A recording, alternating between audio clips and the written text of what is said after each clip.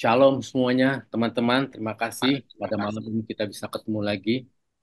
Uh, sebelum kita mulai sesi ini, mungkin nanti di dalam pembahasan yang pokok nanti disampaikan oleh Bang Ucok, semua dalam posisi mute ya, supaya tidak ada back sound yang luar bisa masuk.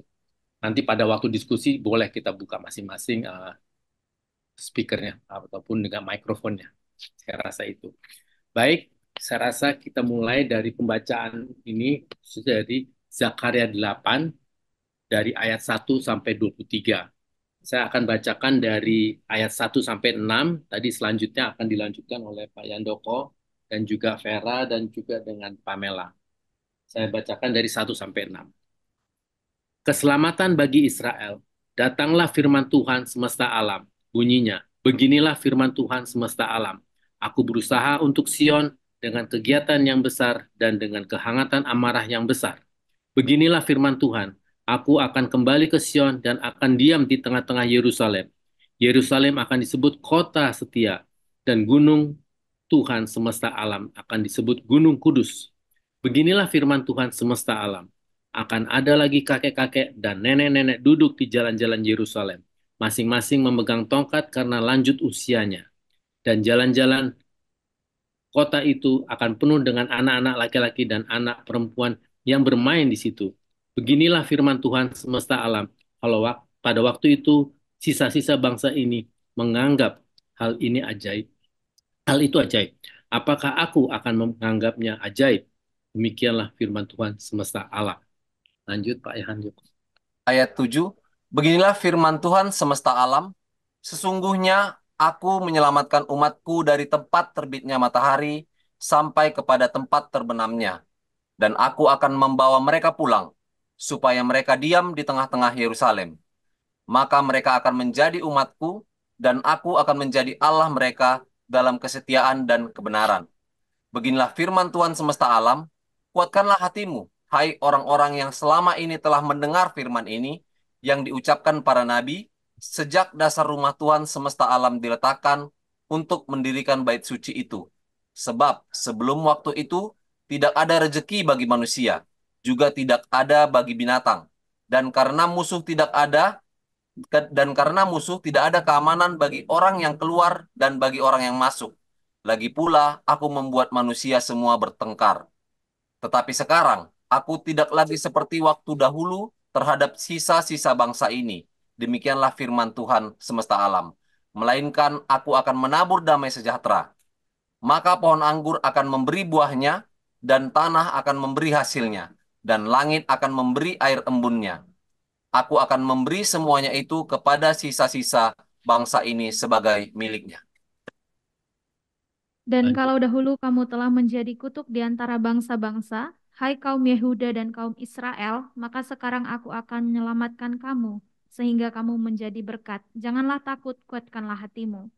Sebab beginilah firman Tuhan semesta alam, kalau dahulu aku telah bermaksud mendatangkan malapetaka kepada kamu, ketika nenek moyangmu membuat aku murka dan aku tidak menyesal, firman Tuhan semesta alam. Maka pada waktu ini aku kembali bermaksud berbuat baik kepada Yerusalem dan kepada kaum Yehuda. Janganlah takut, inilah hal-hal yang harus kamu lakukan. Berkatalah benar seorang kepada yang lain dan laksanakanlah hukum yang benar yang mendatangkan damai di pintu-pintu gerbangmu. Janganlah merancang kejahatan dalam hatimu seorang terhadap yang lain dan janganlah mencintai sumpah palsu. Sebab semuanya itu kubenci, demikianlah firman Tuhan. Datanglah firman Tuhan semesta alam kepadaku bunyinya. Beginilah firman Tuhan semesta alam. Waktu puas, waktu puasa dalam bulan yang keempat, dalam bulan yang kelima, dalam bulan yang ketujuh, dan dalam bulan yang kesepuluh akan menjadi kegirangan dan sukacita dan menjadi waktu-waktu perayaan yang menggembirakan bagi kaum Yehuda, maka cintailah kebenaran dan damai. Iya, Pak.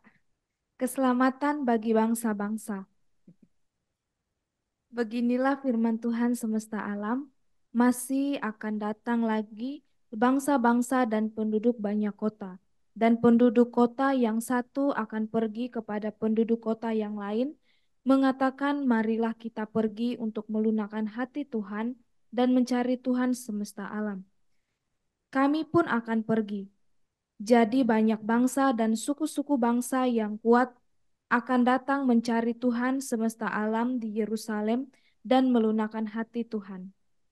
Beginilah firman Tuhan semesta alam, pada waktu itu 10 orang dari berbagai-bagai bangsa dan bahasa akan memegang kuat-kuat punca jubah seorang Yahudi dengan berkata, kami mau pergi menyertai kamu, sebab telah kami dengar bahwa Allah menyertai kamu. Amin. Jadi kita sudah membaca dari ayat 1 sampai 23 dengan judul perikopnya adalah keselamatan bagi Israel. Jadi saya berikan sedikit prolog aja. Kisah seri kitab Zakaria pada pasal-pasal sebelumnya telah dibahas dan di beberapa selang waktu minggu yang lalu, bahkan beberapa bulan yang lalu, yang menggambarkan rencana Tuhan untuk memulihkan dan mengembalikan atau memulangkan bangsa Israel dan bangsa Yehuda dari pembuangan di Babel. Tentu dengan sisa-sisa orang Israel atau orang Yehuda dari pembuangan tersebut, terus dituntun bagaimana bangsa ini diberi pengajaran dan pelajaran melalui sabda Tuhan yang disampaikan oleh Nabi Zakaria. Pada pasal 8 ini berjudul Keselamatan bagi Israel. Tentu kisah berseri lanjutan dari pasal 7 dan pasal-pasal sebelumnya adalah kisah seri yang panjang untuk memulihkan bangsa keturunan Yakub ini sesuai apa yang diharapkan Tuhan. Kita tahu Tuhan adalah Maha Pengasih dan Maha Penyayang. Sekalipun bangsa Israel dan bangsa Yehuda ini tegar tengkuk atau sangat bebal dan tidak taat dengan ketetapan Allah atau Tuhan, tetapi Tuhan mengasihi bangsa ini untuk dipulihkan. Nah, pada malam hari ini kita akan dengarkan dari Bang Ucok terkait terambil dari Zakaria 8 ayat 1 sampai 23. Oleh karena itu, waktu dan tempat saya silakan Bang Ucok untuk bisa memberikan paparannya. Silakan Bang Ucok. Baik, terima kasih Pak Hendi atas kesempatannya. Sebelumnya minta izin untuk slide-nya dipresentasikan. Share screen silakan. Boleh. Ya, Ya, silakan. kalau nggak salah saya udah kasih ya ke, bisa tolong nggak dari Pamela di, Oke. ya, baik. Eh, ini ada apa? Saya mencoba mempersiapkan beberapa slide, cuman memang karena proses penelaahannya itu per ayat gitu ya, jadi akan takes longer time, karena kalau saya lihat teman di Zakaria ini pasal 8 ini yang ayatnya cukup banyak sampai 23 ayat. Jadi saya mencoba mengambil tiap ayat itu kira-kira apa sih remanya gitu, dan saya coba tuliskan untuk kita sama-sama uh, bagikan dan sama-sama kita pelajari. Baik, eh, oke, slide pertama mungkin, slide kedua. Ya. Kita mulai dari pendalaman Alkitab ini berangkat dari pasal 8, ya. Di mana kalau kita mulai dari ayat kedua, di situ dinyatakan bahwa aku berusaha untuk Sion dengan kegiatan yang besar dan dengan kehangatan amarah yang besar. Di sini saya bisa memahami bahwa ayat ini menunjukkan bahwa betapa besar kasih dan komitmen Allah terhadap umatnya. Kemudian ada kata berusaha di sini sebenarnya juga menunjukkan eh, antusiasme dan komitmen, komitmen penuh dari Allah untuk memulihkan Yerusalem dan memberkati umatnya. Ini adalah cerminan dari kasih yang mendalam dan berdoa Allah terhadap umat pilihannya yang tidak tergantung pada keadaan mereka tetapi pada karakter dan janji Allah sendiri. Nah, cuman mungkin kalau saya juga baca juga sih terjemahan dalam bahasa Inggris ya. Dalam bahasa Inggris itu sebenarnya katanya itu jealous ya. Cuman mungkin nanti itu bisa jadi bahan diskusi kita juga sih, Pak Andi. Kenapa kok jealous kok diartikannya menjadi berusaha gitu? Uh, Mungkin nanti pas waktu sesi diskusi itu akan menarik juga untuk didiskusikan sih. Karena saya juga kenapa ya kok jealous kok ditafsirkan ke Indonesia kok jadi berusaha gitu? Kenapa nggak cemburu aja gitu? Oke, itu nanti aja. Ayat ketiga. Nah, di ayat ketiga di sini dikatakan bahwa slide berikutnya, tolong. Nah, ayat ketiga dikatakan bahwa yang menarik adalah aku akan kembali ke Sion dan tinggal di Yerusalem. Di sini dinyatakan bahwa ada janji Allah terkait pemulihan sangat konkret sekali gitu ya, di mana janji ini tidak hanya mengenai pemulihan fisik, tapi juga pemulihan spiritual. Dilanjutkan di ayat 4 sampai ke 5, di situ disebutkan bahwa eh, akan ada lagi kakek-kakek dan nenek-nenek duduk di jalan-jalan Yerusalem, dan jalan-jalan kota itu akan penuh dengan anak laki-laki dan perempuan. Nah, di sini saya bisa membayangkan bahwa adanya sebuah gambaran harmoni dan kesejahteraan yang sempurna, eh, dan juga menunjukkan visi Allah tentang komunitas yang diberkati dilengkupi dengan penyertaan Allah. Next. Nah, di ayat ke-6 itu berkata bahwa yang menarik itu ada kata-kata kalau pada waktu sisa bangsa ini menganggap hal itu ajaib. Nah, ada di situ kata-kata ajaib gitu ya. Kalau saya eh, memahaminya bahwa ini menunjukkan bahwa Allah itu mempunyai kuasa dan kemampuan yang tak terbatas untuk melakukan hal-hal yang tampaknya mustahil bagi manusia.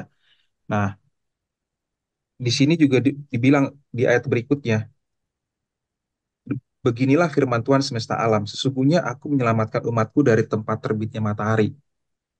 Dilanjutkan lagi, dan aku akan bawa mereka pulang, supaya mereka diam di tengah-tengah Yerusalem. Nah, ini berarti, ini juga sejalan dengan sebelumnya, bahwa ini menunjukkan adanya janji dan komitmen Allah untuk menyelamatkan dan juga memelihara umatnya secara keseluruhan. Lanjut di ayat berikutnya, di slide berikutnya. Nah, ayat 9 sampai 13 ini sebenarnya satu kesatuan, cuman saya pecah per ayat. Di ayat 9 dikatakan bahwa ada kata-kata di situ, kuatkanlah hatimu, gitu ya. Nah, ini berarti menunjukkan bahwa mengandung panggilan untuk kita selalu tetap kuat dan teguh dalam melaksanakan pekerjaan yang dikehendaki oleh Tuhan Allah. Yang kemudian yang Allah juga pasti akan menyertai bangsa Israel dan menganugerah kekuatan yang mereka butuhkan untuk menyelesaikan pekerjaan besar yang merupakan kehendak Tuhan itu sendiri. Kemudian yang ayat ke-10, nah, di ayat ke-10 disebutkan sebab sebelum waktu itu tidak ada rezeki bagi manusia, juga juga tidak bagi binatang. Ini menunjukkan bahwa sebelumnya keadaan manusia, keadaan bangsa Israel itu sangat sulit karena sebagai konsekuensi dari dosa dan ketidaktaatan mereka pada perintah Tuhan. Kondisi sulit ini juga menggambarkan realitas dosa memisahkan manusia dari berkat dan perlindungan Allah. Kemudian selanjutnya di ayat ketiga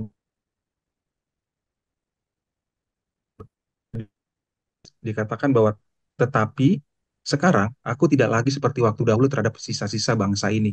Nah, ini menunjukkan adanya perubahan dari hukuman menuju pemulihan. Allah dalam kedaulatannya memutuskan untuk menunjukkan belas kasihannya kepada sisa-sisa bangsa Israel.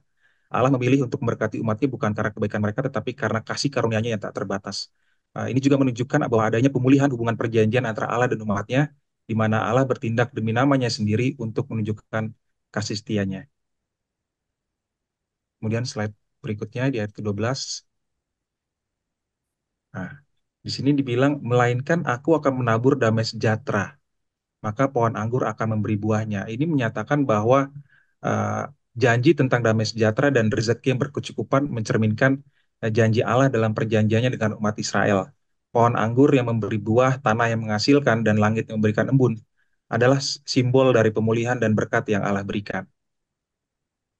Kemudian di ayat ke-13, dan kalau dahulu kamu telah menjadi kutuk di antara bangsa-bangsa, hai kaum Yehuda, sekarang aku akan menyelamatkan kamu sehingga kamu menjadi berkat. Ini berarti ada perubahan atau ada transformasi dari sebelumnya kutuk menjadi berkat. Dan sebenarnya inilah inti dari pesan keselamatan. Dulu karena dosa-dosa mereka, umat Allah menjadi kutuk di antara bangsa-bangsa. Namun melalui tindakan penyelamatan Allah, mereka juga menjadi berkat. Ini mencerminkan karya penebusan Allah yang mengubah kutuk dengan berkat keselamatan. Di bagian ini juga menyoroti pentingnya tanggapan manusia terhadap anugerah keselamatan Allah. Panggilan untuk menguatkan hati dan tidak takut bukanlah sekedar usaha manusiawi, tetapi merupakan hasil dari karya Roh Kudus yang bekerja dalam hati orang percaya.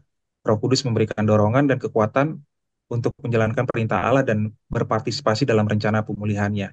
Ini juga menunjukkan adanya sinergi antara kedaulatan Allah dan tanggung jawab manusia, di mana keduanya bekerja bersama untuk mencapai tujuan ilahi. Selanjutnya, di ayat ke-14, ayat ke-14 disebutkan, sebab beginilah firman Tuhan semesta alam. Kalau dahulu aku telah bermaksud mendatangkan malapetaka ketika nenek moyangmu membuat aku murka, dan aku tidak menyesal, firman Tuhan semesta alam. Ini uh, menunjukkan adanya kedaulatan Allah dalam mendatangkan hukuman atas dosa, dan juga menekankan bahwa Allah adalah Tuhan yang adil dan berdaulat, yang dengan benar menghukum umatnya karena dosa dan ketidaktaatan mereka. Hukuman yang datang karena murka Allah menunjukkan bahwa dosa tidak bisa dibiarkan tanpa konsekuensi. Ini mengingatkan kita akan keadilan Allah yang sempurna, di mana setiap pelanggaran terhadap kehendaknya akan mendapatkan ganjaran yang setimpal. Selanjutnya di ayat ke-15, maka pada waktu ini aku kembali bermaksud berbuat baik. Nah, di sini sebenarnya ada perubahan juga, ada perubahan kehendak Allah dari murka menjadi kebaikan gitu. Allah yang sama yang mendatangkan malapetaka karena dosa nenek moyang mereka sekarang berniat untuk berbuat baik kepada Yerusalem dan juga kaum Yehuda. Ini mencerminkan adanya konsep kasih karunia Allah yang berdaulat. Allah memilih untuk memberkati dan memulihkan umatnya, bukan karena kebaikan mereka, tapi karena kehendaknya yang penuh kasih. Ini adalah bukti dari sifat Allah yang panjang sabar dan penuh belas kasihan. Selanjutnya di ayat ke-16 dinyatakan bahwa inilah hal-hal yang harus kamu lakukan. Berkata benarlah seorang kepada yang lain, dan laksanakanlah hukum yang benar yang mendatangkan damai di pintu-pintu gerbangmu. Di sini saya melihat bahwa Allah sedang memberikan tuntunan praktis ya tentang bagaimana umatnya harus hidup sebagai respon terhadap kasih karunia-Nya. Mereka harus berkata benar seorang kepada yang lain dan juga menjalankan hukum atau perintah Tuhan yang benar dan membawa damai sejahtera. Ini adalah sebenarnya panggilan untuk hidup dalam ketaatan etis yang mencerminkan karakter Allah. Kebenaran dan keadilan bukan hanya tuntutan moral, tapi juga respon terhadap kasih karunia Allah yang telah diberikan. Hidup yang benar di hadapan Allah adalah bukti dari iman sejati dan transformasi hati yang telah mengalami kasih karunia Allah. Kemudian di ayat ke-17 disebutkan bahwa janganlah merancang kejahatan dalam hatimu seorang terhadap yang lain, dan janganlah mencintai sumpah palsu, sebab semuanya itu kubenci. Demikianlah firman Tuhan. Di sini dinyatakan bahwa sebenarnya Tuhan Allah itu sendiri melarang umatnya untuk merancang kejahatan dalam hati mereka terhadap yang lain dan mencintai sebuah palsu. Apa artinya? Artinya ini sebenarnya menunjukkan pentingnya sebuah integritas moral dan juga kejujuran dalam kehidupan kita sehari-hari di hadapan Tuhan. Nah, perilaku etis ini sebenarnya bukanlah sekedar ketaatan hukum, tapi merupakan cerminan dari hati yang telah diperbaharui oleh Roh Kudus. Allah mengunci kejahatan dan kepalsuan karena keduanya bertentangan dengan sifatnya yang kudus dan benar. Oleh karena itu, umat Allah dipanggil untuk hidup dalam kesucian dan kejujuran sebagai bentuk penghormatan terhadap Allah dan sesama kita, sesama manusia. Di ayat ke-18 dinyatakan bahwa datanglah firman Tuhan semesta alam kepadaku. Nah, ini berarti ayat ini menekankan ada otoritas firman Allah yang berdaulat yang ingin menyatakan kehendaknya. Menunjukkan bahwa perubahan dan transformasi umat Allah itu dimulai dengan tindakan inisiatif Allah sendiri yang berbicara kepada mereka. Firman Allah menyatakan rencana dan maksudnya kepada umatnya.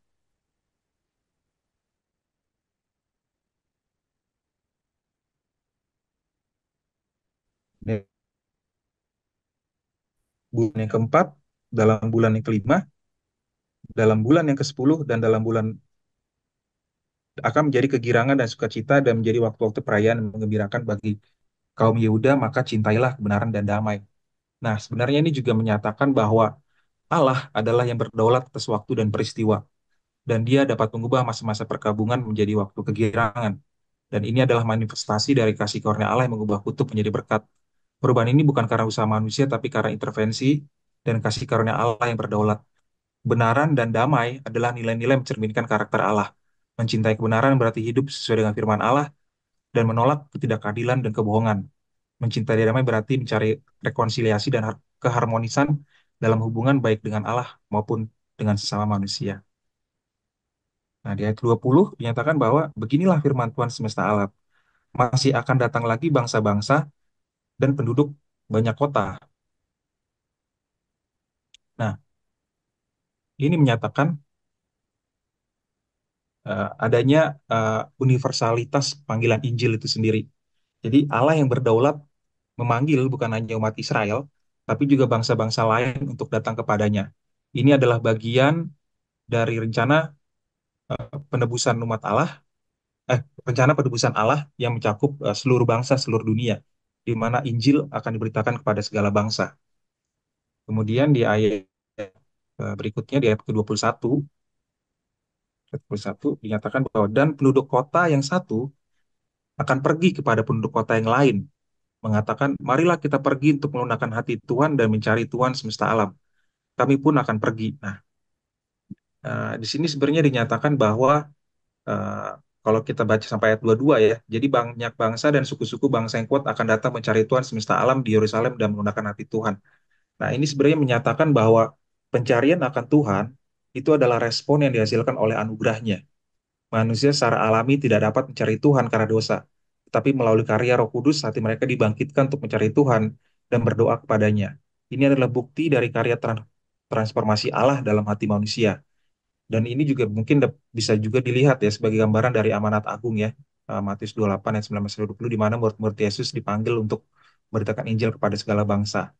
Allah yang berdaulat memastikan bahwa misi ini akan tercapai di mana orang-orang dari berbagai bangsa akan datang untuk menyembah Allah yang benar. Nah, di ayat terakhir dinyatakan, beginilah firman Tuhan semesta alam. Pada waktu itu 10 orang dari berbagai bangsa dan bahasa akan memegang kuat-kuat punca jubah seorang Yahudi dengan berkata, kami mau pergi menyertai kamu sebab telah kami dengar bahwa Allah menyertai kamu. Nah, ini menyatakan bahwa adanya pengakuan bahwa Allah menyertai umatnya dan bahwa kehadiran Allah di tengah-tengah umatnya menjadi daya tarik sendiri bagi bangsa-bangsa. Ini juga menggambarkan bahwa daya tarik dari kehidupan yang diperbarui oleh Allah, umat Allah akan dipanggil untuk hidup sedemikian rupa sehingga dunia dapat melihat penyertaan Allah dan juga tertarik untuk datang kepadanya. Ini juga menunjukkan kekuatan dari kesaksian umat Allah yang hidup dalam ketaatan dan penyertaan Allah akan menjadi kesaksian yang menarik bagi dunia. Mungkin itu aja sih sharing dari saya. Uh, saya Oke. akan serahkan kepada Pak Endi. Terima kasih atas kesempatannya, Pak Endi. Oke, Pak Ucok, terima kasih. Sangat komprehensif sekali penjelasannya dari ayat 1 sampai 23. Sepertinya Bang Ucok ini udah menjadi pendeta ini. Naik ke mimbar loh, Pak. Luar biasa. Berat, berat, berat, Pak. Dan, tapi bagus lah, ini memberikan kita pemahaman dari ayat demi ayat itu dikuliti ya. Jadi luar biasa. Dari teman-teman ada tanggapan dari sisi lain atau memperkaya dari apa yang sudah disampaikan oleh Bang Ucok? Monggo, silakan. Waktu saya persilakan. Jadi saya melihat bahwa memang apa yang digarap oleh Tuhan kepada bangsa Israel ini, khususnya orang sisa-sisa dari bangsa Yehuda dan bangsa Israel ini mau dipulihkan. Tapi untuk dipulihkan nggak gratis istilahnya. Ada satu bayar harga istilahnya. Itu tadi udah disinggung oleh Ucok tadi. Saya hanya memberikan teasernya saja. Saya berikan kesempatan buat teman-teman untuk bisa memberikan sharing dari sudut pandang yang lain. Silakan. Waktu banyak, sangat amat banyak.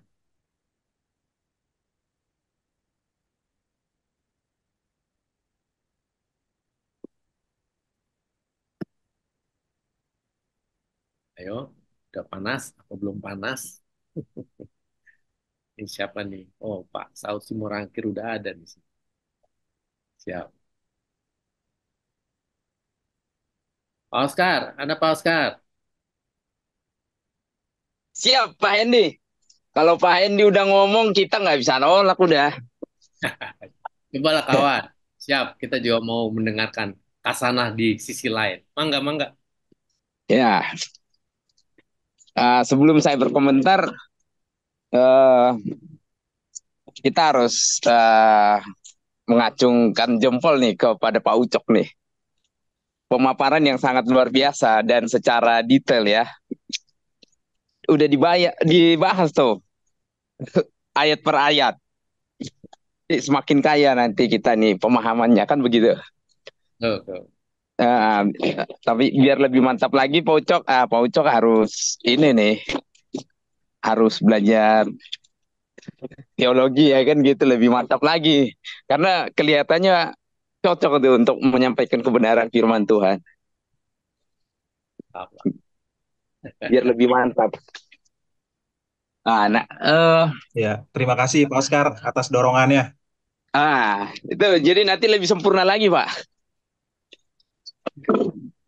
Oke, Oscar, silakan. ya. Jadi terima kasih nih Pak Hendi. Sorry, saya sambil ini nih kebetulan baru nyampe di rumah tadi pas di jalan tapi udah nyampe nih. Jadi sambil berjalan, sambil ngobrol, sambil berdiskusi nih. Nah, Ya. eh, apa tadi yang disampaikan Pak Ucok itu eh, menurut saya sudah cukup bagus ya.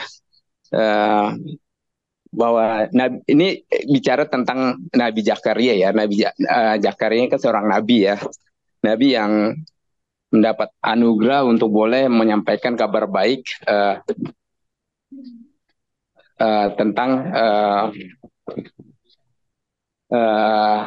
hal-hal yang akan terjadi pada saat itu, bicara tentang di masa yang akan datang gitu ya. Kalau saya melihatnya ini bahwa uh, ini adalah sebenarnya lebih mengarah kepada bagaimana firman Tuhan itu digenapi gitu ya. Dan itu kalau saya melihatnya, kalau boleh kita bilang karena selalu kita mengkorelasikannya kepada Kristus ya. Jadi apa yang disampaikan itu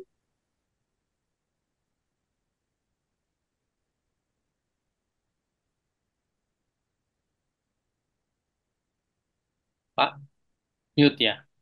Terputus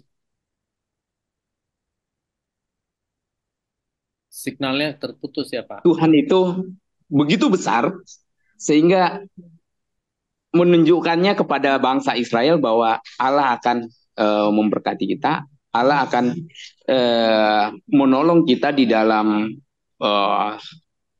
kesusahan, kesesakan. Dan kalau kita lihat di situ tadi sampai Tuhan bilang bahwa Dia akan memberkati anggur, artinya ada berkat yang melimpah yang dapat Tuhan ketika kita kembali datang kepada Tuhan gitu, kembali percaya sungguh-sungguh, menyadari bahwa apapun yang ada di dunia ini semuanya ada dalam kedaulatan Tuhan gitu ya. Sekalipun kadangkala tidak mudah ketika kita menghadapi berbagai pergumulan yang membuat kita kadangkala bisa bergeser tuh atau lari dari apa yang harusnya yang Tuhan kehendaki. Tapi dalam perikop ini bicara tentang Zakaria ini, Tuhan terus menunjukkan kasih setia dan pada akhirnya bahwa kita orang percaya akan diberkati dan juga kita dipanggil untuk menjadi saksinya atau untuk memberitakan kabar baik itu kepada umat yang dipilihnya, dan sampai pada akhirnya seluruh bangsa mengaku bahwa Allah itu yang benar-benar ada dan harusnya kita sungguh-sungguh percaya dan menghidupinya di dalam kehidupan kita hari lepas hari. Nah, kira-kira. Jadi saya lebih membawanya aplikasi dari firman Tuhan hari ini adalah aplikasinya ke dalam kehidupan hari-hari kita yang bisa dikorelasikan dengan kehidupan masa kini. Kira-kira begitu, Pak Pak Hendy.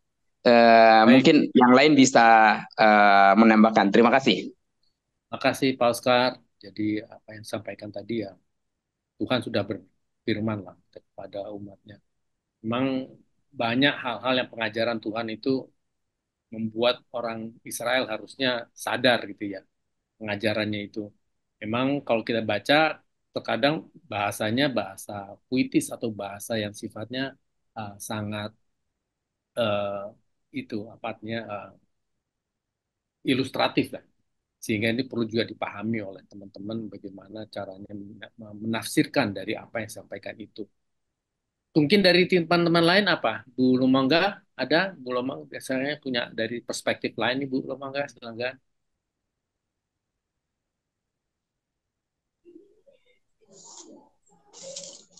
Apa yang dikemukakan oleh Pak Ucok tadi saya kira udah lengkap sekali ya, semuanya satu persatu dibahas.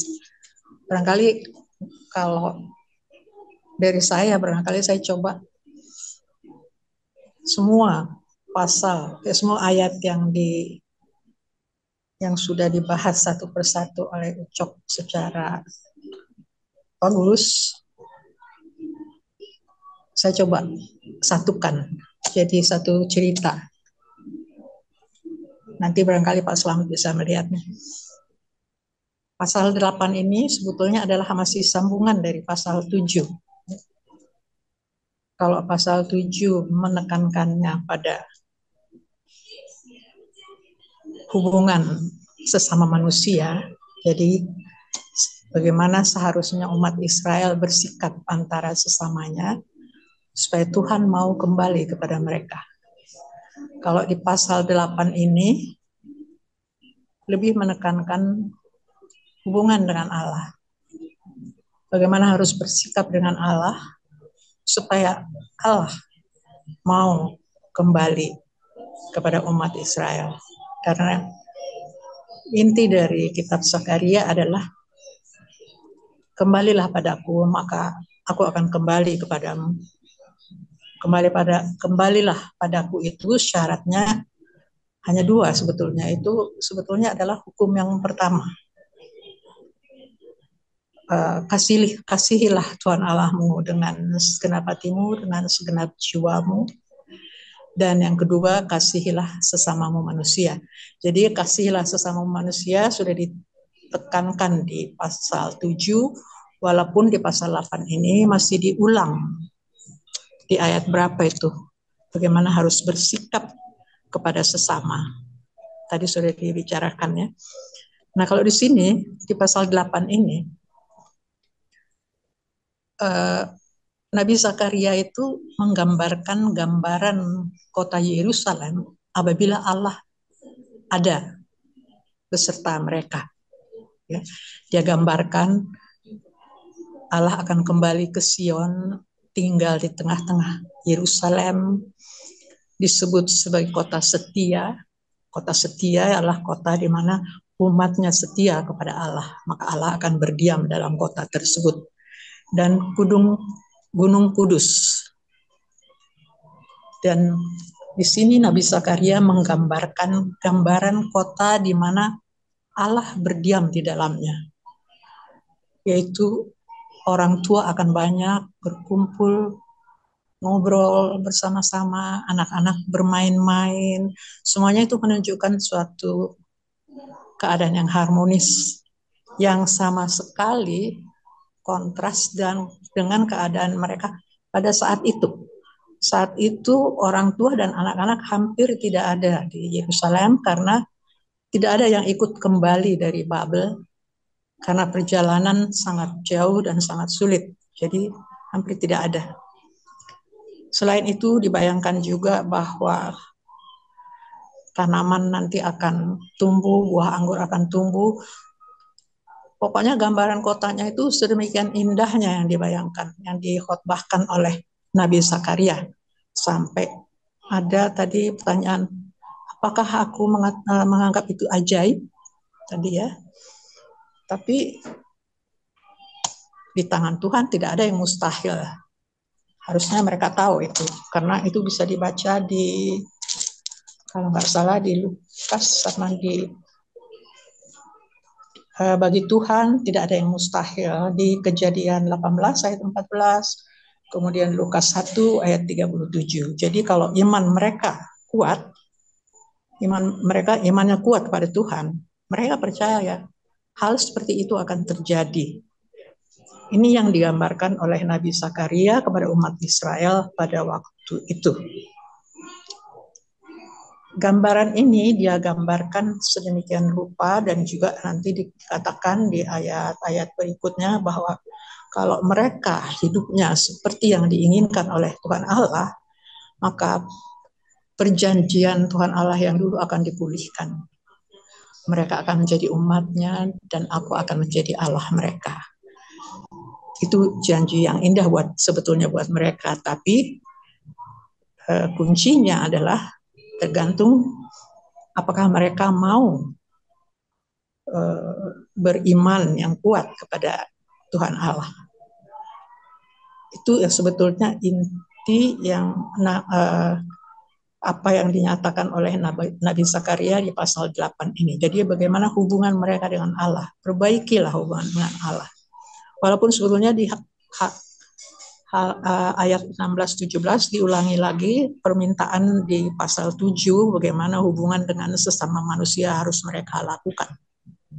Dan kemudian disinggung juga mengenai masa puasa bahwa itu nanti akan menjadi sukacita kalau mereka kembali kepada Allah. Bahkan lebih jauh lagi, Nabi Zakaria bernubuat lebih jauh ke depan, tidak hanya pada saat itu. Dia bernubuat lagi bahwa nanti suatu saat bangsa-bangsa lain pun begitu tertariknya, begitu kagumnya dengan kehidupan di Yerusalem, sehingga mereka akan tertarik untuk datang ke Yerusalem, hidup bersama-sama secara damai antar berbagai bangsa. Inilah yang dinubuatkan oleh Nabi Zakaria.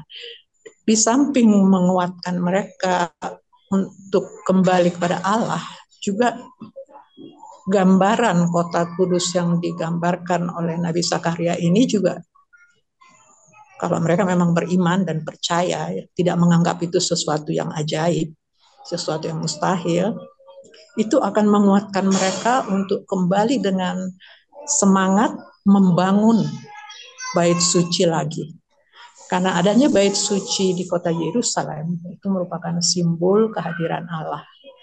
Simbol di mana cara beribadah mereka akan menjadi kembali kepada Allah, tidak lagi menyembah berhala. Barangkali ini yang bisa saya tangkap dari pasal 8 ini, Pak Hendy.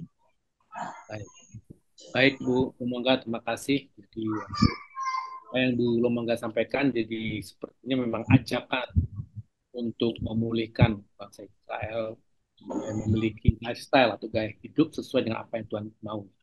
Jadi tentunya melalui pertobatan akan adanya satu sikap yang serius dan tidak munafik, dan Tuhan akan memulihkan itu, dan pemulihan itu akan menjadi perkenanannya, sehingga perkenanannya itu juga diizinkan untuk menjadi bagian untuk perkenanan Allah untuk membangun bait Allah, dan juga dijadikan role model lah kalau memang itu sudah terjadi dari gaya hidup tadi, itu memanggil semua bangsa-bangsa datang ke Israel, ke Yerusalem.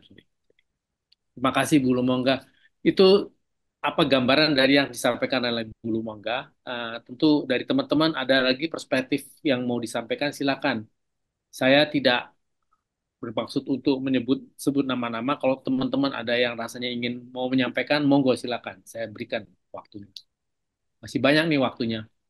Silakan, silakan.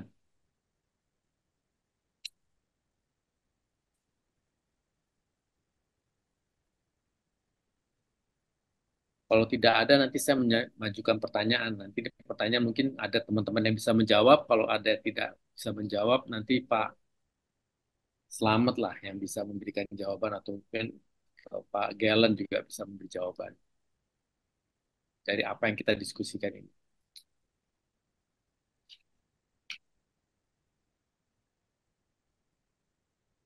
Ada?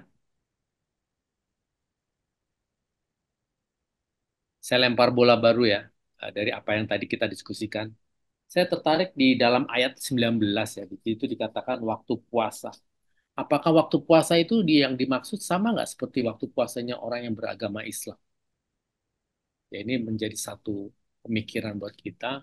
Kalau ditanya sampai bulan keempat, bulan kelima, dan bulan ketujuh, itu puasa. Apakah yang dimaksud puasa itu sama dengan puasa seperti mereka tidak makan selama 12 jam, katakan, atau gimana? Dari teman-teman punya perspektif apa mengenai?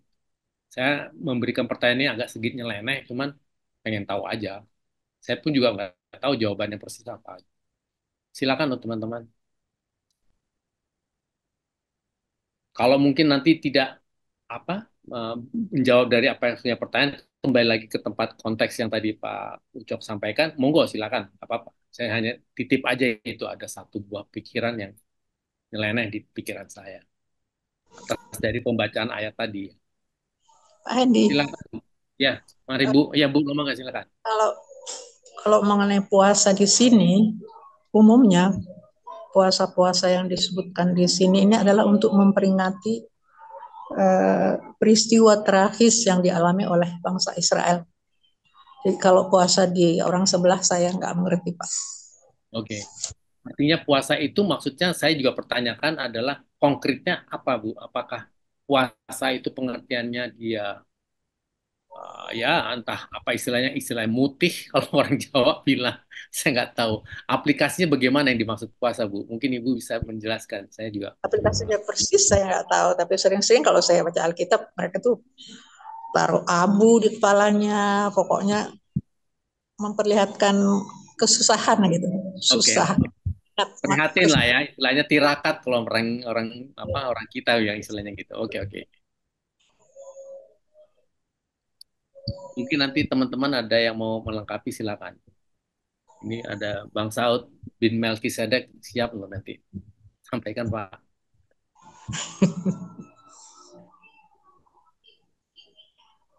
Monggo yang lain silakan, waktu bergulir terus. Jangan buang-buang waktu, kalau memang ada sesuatu yang mau disampaikan, silakan. Bang Saud masih di jalan nih. Wah, luar biasa. Pak Mungkin Heri, maaf masih di jalan, jadi mendengar saja. Iya, siap. iya, oke, terima kasih. Sampai di tempat ya, Pak, biar kita sharing. Masih, sip, Cari, oke, cari yang macet sih. ya, oke, Oke, siap. ya. Pak Endi, Ya, monggo, Pak Heri, silakan. ngomong sedikit ya. Ini mengenai pasal 8 ini, kita kembali ke konteksnya sebelum nanti ada banyak tafsiran, ada banyak aplikasi. Tapi kita selalu melihat pada konteks firman Tuhan dulu. Nah, tetapi sebelum ke situ, saya menggarisbawahi tadi Ibu Gas tentang puasa. Jadi, kalau kita lihat tafsiran beberapa teolog itu, ya seperti itu, puasa yang di situ tuh yang di bulan 4 dan 5 dan 7 dan 10 apa segalanya. Itu dalam konteks kalau referensinya teman-teman bisa baca di Sabda ya, ada beberapa teolog yang menafsirkan itu, misalnya Urley dan lain sebagainya. Itu memang kepada peringatan-peringatan mereka kepada apa yang mereka alami ya ketika di Babel, terus Babel setelah kembali ya, lebih kepada penyesalan-penyesalan evaluasi yang tadi sudah Bu sampaikan. Tentu konteksnya akan uh, barangkali berbeda lah dengan tadi saudara kita puasa Ramadan ini. Ya. Seperti itu. Kemudian saya mau bawa kita ke seperti tadi saya bilang bahwa pasal 8 ini sebenarnya ada dua perikop ya. Satu, kalau kita lihat perikop yang diberi lah itu bagus ya. Jadi keselamatan bagi Israel. Setelah kita mendengarkan pasal-pasal sebelumnya, ini sekarang kayak seperti happy endingnya ya. Keselamatan bagi Israel. Namun tidak berhenti di situ. Keselamatan itu di perikop kedua juga bagi bangsa-bangsa lain. Nah, bagi bangsa-bangsa lain. Jadi ada sebuah kerinduan tadi Pak Ucok kalau salah ada sedikit tersirat bahwa dihubungkan dengan dengan pasal dalam perjanjian baru tentang pemberitaan firman Tuhan yang Matius Amanah Agung itu menjangkau orang-orang di luar bangsa itu juga seperti itu. Israel ada keselamatan yang dapatkan. Nah, kalau kita tarik lagi gambarannya kepada kita ya, kalau kita lihat orang-orang di luar Yahudi ya, dimulai dari bangsa Yunani dan seterusnya sampai kepada kita, memang kecipratan kita anugerah keselamatan yang daripada Tuhan itu selain Israel. Nah, tapi konteks ini tidak berhenti hanya kepada nubuat tentang kembalinya Israel dari pembuangan ya, baik utara maupun selatan itu. Tuhan berkenan ya, Tuhan berkenan hadir. Wah, itu sesuatu yang luar biasa. Dengan simbolik tadi juga disinggung bahwa kehadiran bait Allah di tengah-tengah Yerusalem gitu ya. Itu menggambarkan bahwa Tuhan berkenan hadir di tengah-tengah umatnya. Itu sesuatu yang dalam sekali, sesuatu yang indah sekali, menunjukkan relasi yang Tuhan bangun, Tuhan inginkan di tengah-tengah umat. Apa kita bersuka citanya. Dan tidak berhenti di situ, tetapi nubuatan ini juga masih terus sampai kepada akhir zaman, ya, hasilnya seperti itu. Jadi tentang sisa-sisa Israel, yang kalau kita lihat sisa Israel di zaman modern ini masih banyak yang belum mengenal Kristus seperti itu. Nah itu buat mungkin ganda ya, belum kecapai. Sementara yang pertama udah kedatangan Kristus yang pertama itu berdampak sampai kepada kita yang boleh selain menerima keselamatan Tuhan, selain Yahudi sendiri, ya seperti itu. Itu poin satu itu. Nah, poin yang tadi Pak Ucok bilang di ayat 2 itu, kalau selain tadi kan Pak Ucok referensinya dari bahasa Inggris.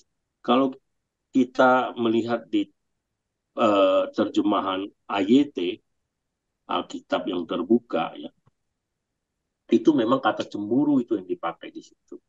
Nah, tetapi bukan soal cemburu dan apa tadi di apa TB diterjemahkan aku berusaha, bukan itu yang saya ingin soal. Tetapi adalah secara keseluruhan ayat ini pasal ini dimulai dengan Tuhan berfirman, beginilah firman Tuhan semesta alam, aku berusaha untuk Sion dengan kegiatan yang besar dan dengan kehangatan amarah yang besar.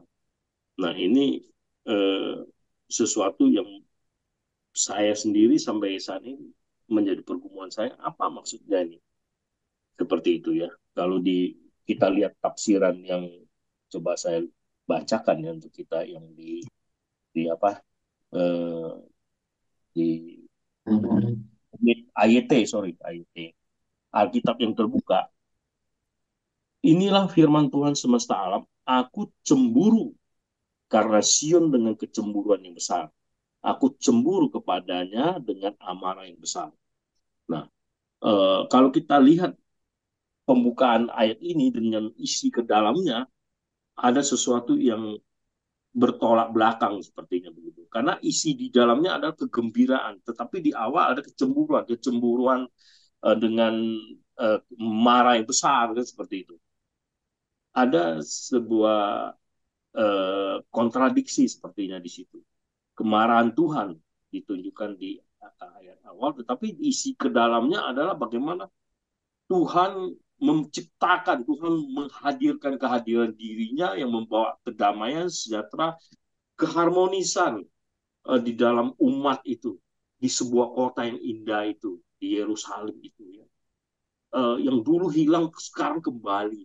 Nah, ketika saya merenungkan ini, Bapak Ibu, saya baca ini, saya ingat masa-masa kecil saya dulu ya, di kampung itu ya.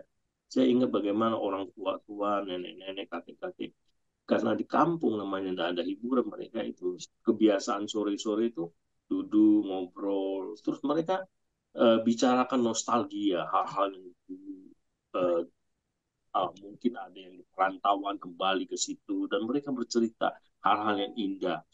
Terus anak-anak kecil kita, anak-anak bermain di situ, berlari-larian kecil. Wah, sesuatu yang indah ya diungkapkan dari firman Tuhan ini, dari kakek nenek sampai ke anak-anak itu, kegembiraan yang Tuhan hadirkan, sukacita, damai sejahtera, ketenangan yang ada di dalam sebuah kotaan. Saya bayangkan, oh indah sekali itu ya.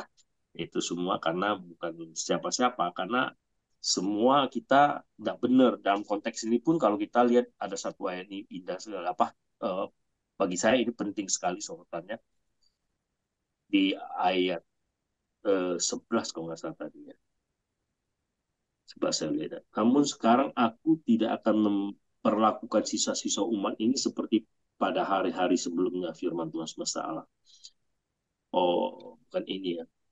Ini juga di ayat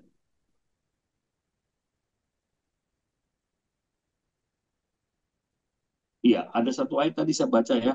Itu menunjukkan bahwa sebenarnya Israel itu sama bangsa lain yang kita selalu lihat kok kafir yang yang menganiaya Israel dan lain sebagainya. Tapi sebenarnya sama aja loh, sama aja Israel juga begitu. Dia tidak menjadi berkat di ayat 13, coba saya bacain ya. Oleh karena itu seperti kamu dahulu menjadi kutuk. Nah, ini kan ini maksudnya untuk umatnya ya, untuk Israel. Kamu dahulu menjadi kutuk di antara bangsa-bangsa, hai kaum Yehuda dan kamu kaum Israel. Maka sekarang aku akan menyelamatkan kamu sehingga kamu menjadi berkat. Jangan takut, biarlah tanganmu menjadi kuat. Nah, jadi dari dulu kita kutuk, kamu Israel kutuk, Tuhan jadikan berkat bagi bangsa lain. Sebenarnya posisinya sama aja, ya. Maka keselamatan yang buat Israel, keselamatan bagi bangsa lain, itu semua ada ke dalam kedaulatan Tuhan, anugerah Tuhan yang luar biasa. Tuhan semua karena belas kasihan Tuhan. Orang sama kok. Kita ngomongin Israel, ngomongin orang kafir bangsa lain, dia juga sama kok. Dia dulu kutuk bagi bangsa lain seperti itu.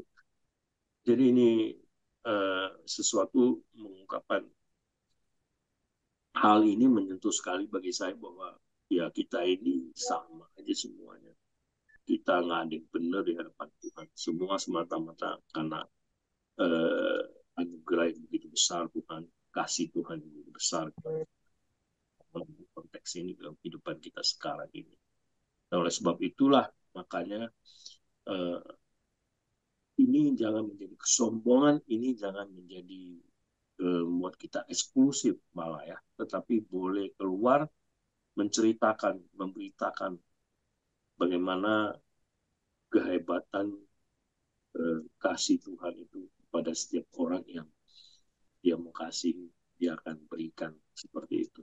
Dia akan hadirkan cerita-cerita yang dulu hilang, yang indah itu kembali dipulihkan Tuhan. Itu dulu Pak Hendy, saya kira yang Baik, saya mau sampaikan. terima kasih Pak Heri sharingnya. Oke, itu menjadi satu lagi kasana pemikiran dari apa yang disampaikan oleh Pak Heri, mengulas dari apa yang disampaikan oleh dari Pak Ucok tadi. Tentu tadi mengenai jealous itu ya kita bisa hal yang sifatnya ambigu, tetapi paling tidak kita udah mengerti lah Pak. Pada poinnya adalah bahasa Inggris ini kadang-kadang kalau sulit untuk diterjemahkan dalam bahasa Indonesia secara gamblang gitu ya, karena banyak bahasa Inggris itu banyak dua arti yang luas yang kita sendiri terbatas ya istilah iri, dengki atau enggak ya cemburu itu. Mungkin di balik itu ada sesuatu makna lain, tapi kita perlu nanti kita bahas di lain. Oke, thank you Pak Heri. Dari teman-teman ada lagi selain dari apa yang sudah disampaikan oleh Bapak-bapak tadi, udah dari Ibu Lumongga juga sudah, Pak Oscar sudah, Pak Heri sudah, mungkin dari teman-teman lain silakan.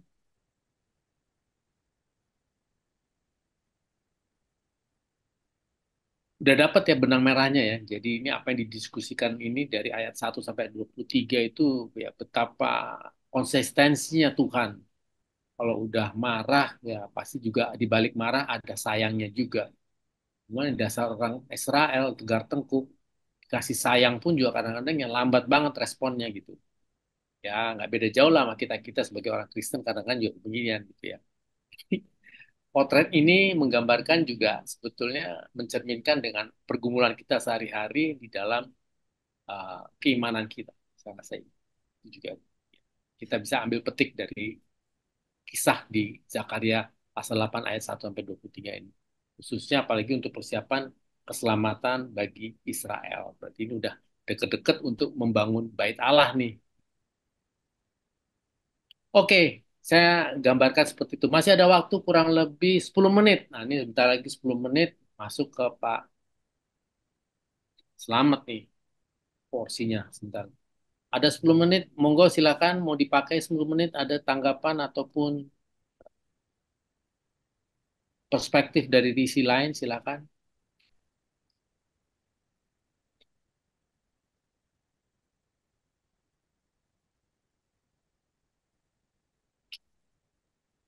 Saya suka di ayat 14 itu tadi saya tulis sebagai good point ya. Jadi di 14 itu dikatakan gini. Sebab beginilah firman Tuhan semesta alam. Kalau dahulu aku telah bermaksud mendatangkan malapetaka kepada kamu ketika nenek moyangku membuat aku murka dan aku tidak menyesal. Bayangin, tidak menyesal. Memang udah rencana Tuhan ya. Kalau memang rasanya memang sudah gerem banget gitu kepada kebebalan bangsa Israel. Kalau itu direfleksikan kepada kita, apakah kita kebebalan kita juga bisa diterima sama Tuhan? Kita nih di dalam membaca ayat demi ayat ini memberikan kita apa ya? Intuisi ataupun juga memikirkan kita, merefleksikan diri kita, apakah saya juga seperti kayak bangsa Israel sampai saat ini? Kadang-kadang kita mereview ini sebagai kisah masa lalu. No, kisah masa lalu itu juga merefleksikan juga apa yang kita alami sebetulnya. Jadi yang saya melihat seperti itu. Kira-kira bagaimana teman-teman juga melihat seperti hal yang sama tentunya kan? Hal-hal seperti ini kan juga memberikan makna bahwa apa yang kita bahas setiap pendalaman Alkitab selalu merefleksikan kepada perilaku diri kita masing-masing.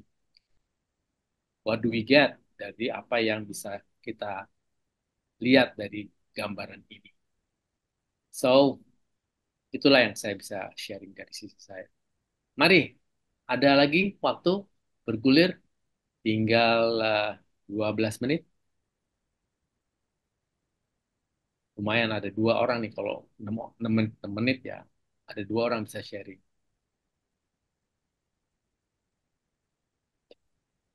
Mau sedikit Pak, mau Enggak, oke mencoba silakan Pak Yandoko. Ayo ya, kita tunggu-tunggu mau di Pak Yandoko. Monggo mencoba silakan Pak. menanggapi yang terkait yang tadi yang ayat 2 itu Pak.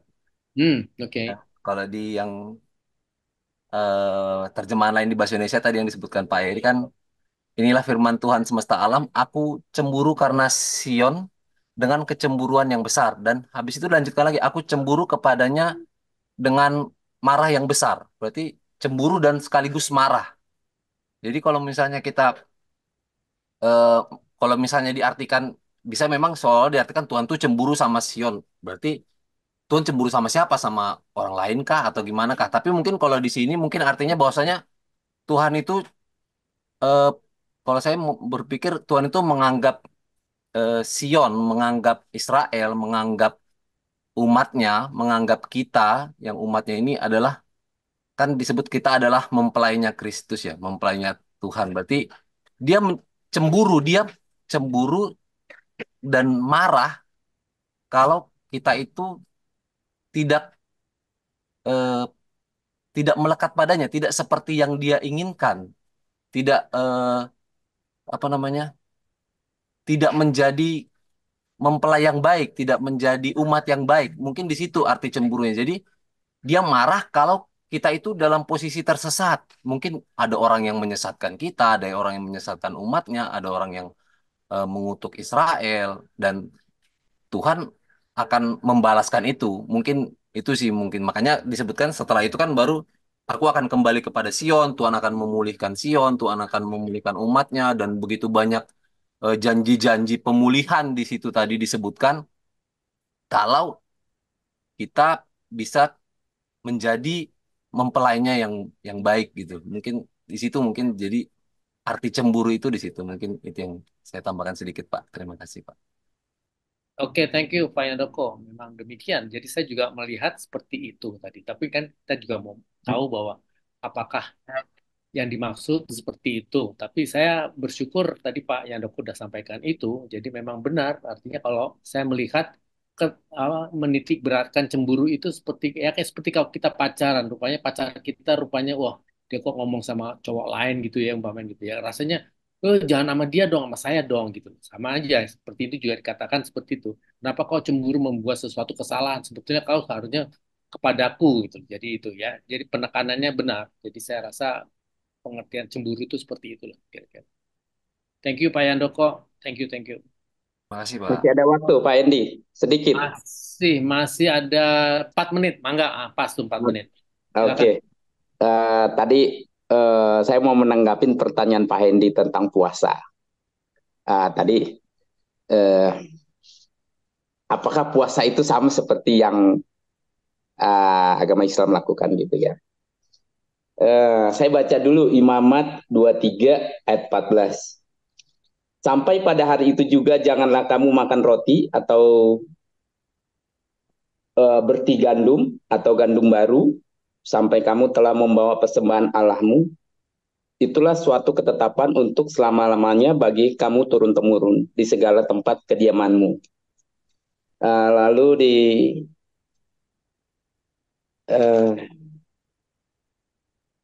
Imamat berapa, Pak? Imamat 23 ayat 14. Oke, makasih.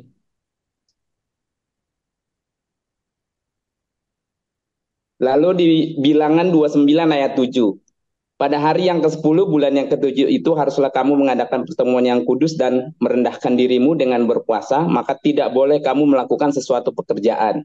Lalu ada juga nanti bisa dibaca di Ester 9 ayat 30-31, dia berpuasa ketika dia mau menghadap Raja Ahasweros ya.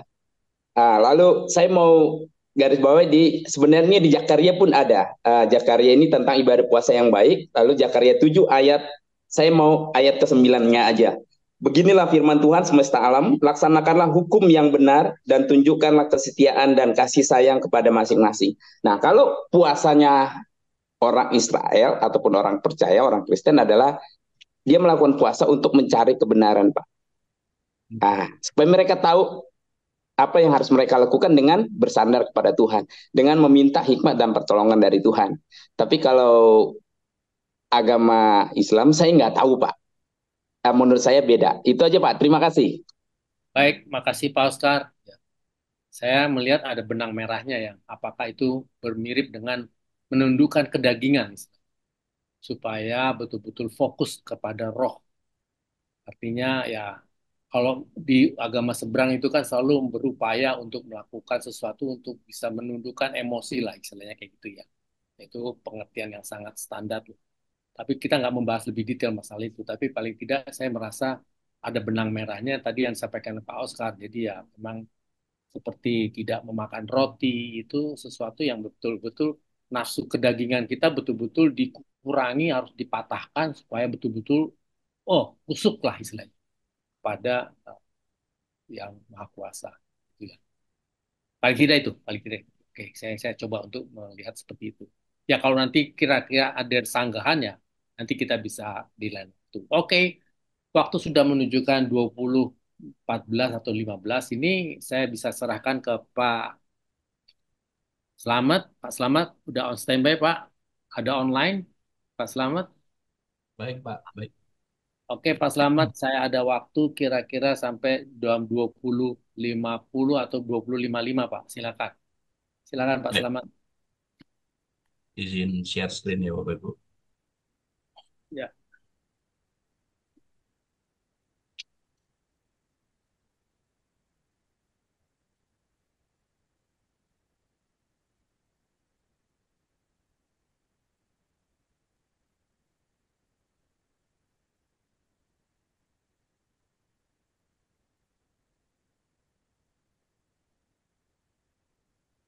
Oke, Bapak Ibu, terima kasih.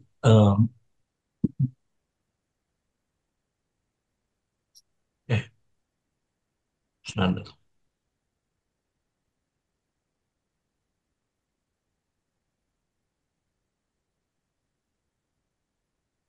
Ya, terima kasih kesempatan yang diberikan saya untuk kembali eh, pada malam hari ini untuk kembali sharing tentang bagian dari firman Tuhan. Saya bukan narasumber, tapi sifatnya hanya sharing saya saja ya, Pak Indi ya. Ya, mengapa, Pak. Silakan. Siap, siap. Ya, yang tadi begitu banyak sudah diulas, jadi saya lagi-lagi kalau setiap PRI jadi bingung gitu, mau masuknya kemana. Ya, Zakaria 8 ayat 1 sampai 23 tadi. Saya ingin memulai dari sedikit latar belakang lah yang tadi sudah jelaskan ya. Bagaimana bangsa Israel ini dilandasi pada bagaimana bangsa Israel kembali ke tanah air ya. Ya, setelah pembuangan kira-kira 70 tahun ya. Lalu kemudian mereka ada pada posisi sedang dan akan membangun kembali Yerusalem dan Bait Suci. Tetapi em, kalau dilihat-lihat ya dari beberapa literatur menunjukkan bagaimana sikap mereka itu seperti dingin-dingin saja terhadap upaya untuk pembangunan itu. Nah, karena itu Zakaria maupun Hagai itu berusaha menggerakkan bangsa ini untuk kira-kira mendorong segera merenovasi bait suci. Nah, nah beberapa nubuat yang disampaikan di dalam Zakaria ini sebenarnya tujuannya untuk itu, ya merangsang semangat kerja orang Yahudi, ya. Walaupun kita tahu situasi umat Israel sendiri itu masih dalam, kalau boleh dibilang trauma ya trauma lah. Karena apa? Mengalami kekalahan sekian lama, lalu kemudian pembuangan dan kehancuran, ya, bait suci, dan bukan tidak mungkin kemudian mereka ya meragukan dalam tanda petik, benarkah Allah ini memelihara mereka? Benarkah Allah ini akan menolong mereka? Apakah Allah ini benar-benar akan memulihkan mereka, dan apakah benar Allah itu akan uh, memberikan masa depan yang cerah untuk mereka? Ya, bisa saya mengartikan bisa seperti itu. Nah, Bapak Ibu terkasih dalam Tuhan, dalam konteks ini kita lihat ya pesan nubuat itulah yang kemudian uh, disampaikan, ya. Nah, apa sih pesan utama Zakaria? Pesan utama Zakaria seperti kita sudah banyak disinggung, ya, memberikan ya pemulihan dan pengharapan umat Israel baik itu secara rohani, moral dan seterusnya. Dan kemudian betapa pentingnya uh, pemulihan rohani itu. Saya singkat-singkat saja. Nah, di dalam konteks ini um, saya ingin bertolak dari konteks ini, ya. Kalau tadi ada semacam keraguan, tadi ada semacam eh, apa ya, bener nggak sih Allah em, mau menolong Israel, kok buktinya selama ini kemudian dibiarkan di dalam pembuangan dan seterusnya, ya. Nah, karena itu di dalam konteks ini untuk menegaskan bahwa Zakaria sedang menegaskan bahwa apa yang sedang dinyatakan oleh Allah ini akan benar-benar terjadi loh. Apa yang dinyatakan Allah ini ya benar-benar nantinya akan digenapi loh, ya. Allah itu menguatkan ya keyakinan mereka, ya, dan kemudian menunjukkannya kalau kita lihat dengan beberapa cara yang saya pikir luar biasa. Ya, Allah itu seperti dalam konteks ini kalau boleh menggunakan kata garansi, menggaransi bahwa perkataan apa yang disampaikan melalui Zakaria itu betul loh, ya. Yang ditegaskan melalui Zakaria itu benar dan akan terjadi dan akan dinyatakan benar-benar. Nah, dalam kerangka itulah, ya, Tuhan menegaskan beberapa hal melalui ya apa namanya? Melalui beberapa tindakan dan pernyataan-pernyataan tentang apa yang akan dilakukan berikutnya, ya. Yang pertama yang kalau kita lihat bagaimana di bagian pertama bahwa Tuhan itu menyatakan melalui Zakaria bahwa apa yang akan dilakukan itu betul-betul akan terjadi dan akan dilakukannya dengan distempeli kalau boleh dibilang, ya, disampaikan dengan otoritas ilahi. Kalau kita perhatikan ada begitu banyak, ya, istilah beginilah firman Tuhan dinyatakan. Di dalam pasal 8 ini kalau saya kolek ada sekitar 10 kali dinyatakan. Nah, ini sesuatu yang menegaskan pesan penting. Pesan pentingnya apa? Ya, apa yang dinyatakan itu betul-betul memiliki pesan yang bersifat otoritatif. Artinya berasal dari Allah dan kemudian sesuatu yang meyakinkan untuk dipercaya dan itu sesuatu yang memastikan kebenarannya. Ya, kira-kira begitu. Nah, jadi untuk menegaskan, untuk menjelaskan bahwa uh, pemulihan itu akan terjadi di tengah keraguan Israel tadi itu, ya Tuhan melakukan seperti ini. Ya, saya pikir ini satu hal yang luar biasa. Nah, yang berikutnya yang juga Tuhan lakukan adalah, ya tadi sudah banyak singgung tentang tindakan Allah yang besar yang didasarkan oleh rasa cemburunya tadi, oleh rasa cintanya yang besar yang menunjukkan betapa uh, cintanya Tuhan kepada Israel itu kemudian membuat dia mau melakukan hal sesuatu itu dengan sungguh-sungguh, ya. Ya, Sion kita tahu lah, tidak perlu diulas lagi, sudah banyak diulas. Sion dengan Yerusalem kira-kira sama, ya. Lalu kemudian di ayat 2 ini juga ditelaskan bagaimana Tuhan itu memulihkan ya Israel itu pada waktunya itu dengan sesuatu yang sangat serius loh. Keseriusan itu ditunjukkan dengan apa? Dengan upaya, dengan usaha yang benar-benar serius, ya. Tuhan, ya, dan melakukannya dengan tindakan atau kegiatan yang betul-betul serius, ya. Sementara kalau kita lihat kehangatan amarahnya itu, kalau saya pahami itu lebih menunjukkan apa ya, bahwa Allah itu memiliki sesuatu yang mendorong, ya, tadi dilandaskan oleh rasa cinta yang cemburu tadi itu. Allah itu mendasarkan itu dengan rasa cintanya sebagai apa ya, kalau digambarkan tadi sebagai pasangan yang gregetan melihat, ya, pasangannya itu kok lari dari dia, dan kemudian karena cintanya itu membuat dia melakukan sesuatu, ya, kira-kira begitu. Nah, dari sini kita lihat betapa Tuhan itu memulihkan Israel itu ya bukan karena terpaksa. Tuhan itu memulihkan Israel itu bukan asal-asalan, bukan ala kadarnya, bukan pokoknya ya sudahlah, ya kita kumpulkan Israel, bukan sekedar itu. Tuhan memulihkan Israel itu dengan usaha, dengan upaya itu dengan sepenuhnya, ya. Dan dari sini kita melihat menunjukkan betapa berharganya umat Israel itu di mata Tuhan. Betapa berharganya, ya, umat pilihan itu di mata Tuhan. Betapa bernilainya umat pilihan itu di mata Tuhan. Ya, Bapak Ibu yang terkasih, saya pikir kita juga bisa korelasikan dengan kita. Kita selama ini merasa kita ini orang-orang yang kok seringkali lebih rendah dari orang lain. Kita merasa rendah diri, kita merasa orang lain lebih pintar dari kita merasa tidak bisa berbuat apa-apa. Ya, tetapi sesungguhnya, ya, kita merasa diri tidak berharga. Padahal sebagai orang, sebagai umat pilihan, Tuhan itu sudah berbuat banyak untuk kita. Kita memang seringkali mengecewakan Dia, tetapi dalam sebagai umat yang dipilihnya, ya, Tuhan itu melakukan banyak hal yang untuk membawa kita kembali ke jalurnya. Dan saya pikir ini sesuatu yang luar biasa yang dilakukan Tuhan kepada kita. Artinya betapa bernilainya kita loh di mata Tuhan. Kita buktinya saja, kita sudah jatuh, ya, dalam dosa dan terulang lagi dan seterusnya. Tapi Tuhan toh tidak membiarkan kita terperosok. Tuhan mengangkat kita lagi. Kita jatuh lagi, Tuhan mengangkat kita lagi. Kita jatuh lagi, Tuhan mengangkat kita lagi. Betapa kasih Tuhan kepada kita itu mirip sekali dengan kasih Tuhan kepada Israel tadi itu. Ya, Israel berkali-kali jatuh, tetap ditolong Tuhan. Begitu juga kita. Tetapi tidak mengesampingkan hukuman terhadap kita tentu saja kan. Ya, baik secara langsung maupun tidak langsung. Ya, dalam konteks ini ketika kita adalah orang-orang pilihannya, kita diintervensi Tuhan supaya dikembalikan kepada jalurnya dan terus-menerus dikembalikan kepada jalurnya. Itulah, ya. Nah, selanjutnya yang dilakukan Allah adalah, ya, Tuhan mengembalikan, ya, Tuhan kembali mengindahkan Sion. Tuhan kembali hatinya itu kepada Sion. Nah, Bapak Ibu, dalam konteks ini, di ayat 3 ini, Tuhan mengindahkan akan kembali kepada Sion. Ini bukan sekedar, kalau saya melihatnya, bukan sekedar perpindahan posisi. Dari sebelumnya pergi, sekarang kembali. Dari sebelumnya ke kanan, sekarang ke kiri. Bukan sekedar itu.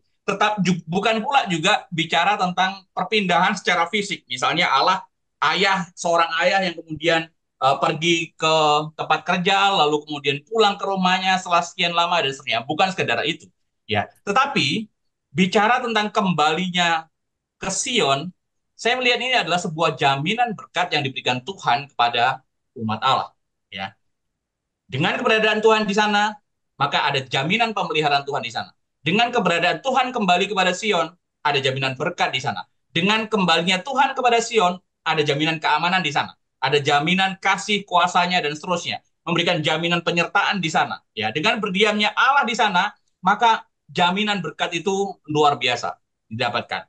Nah, kita bisa bandingkanlah dengan Keluaran 29, di mana kalau ada Allah di tengah-tengah umatnya, maka jaminan-jaminan berkat itu diberikan oleh Dia. Dan hal ini ditegaskan seperti ayat yang ketiga tadi, ada dampak-dampak yang terjadi terhadap Sion. Bagaimana Sion kemudian disebut sebagai kota yang setia, ya. Padahal kalau kita sebelumnya, bagaimana setia? Kalau Sion adalah kota yang setia, nggak mungkin dihukum Allah sampai 70 tahun. Ya, karena Sion tidak setia, makanya dihukum, dibuang seperti itu. Artinya apa? Sion dikategorikan sebagai bangsa yang tidak setia. Israel dikategorikan sebagai bangsa yang tidak setia. Nah, kalau kemudian kehadiran Tuhan di dalamnya dan kemudian berdampak terhadap kesetiaan Sion, ini menunjukkan pemulihan nama baik kepada Sion. Ya, ini sebagai pemulihan nama baik Sion.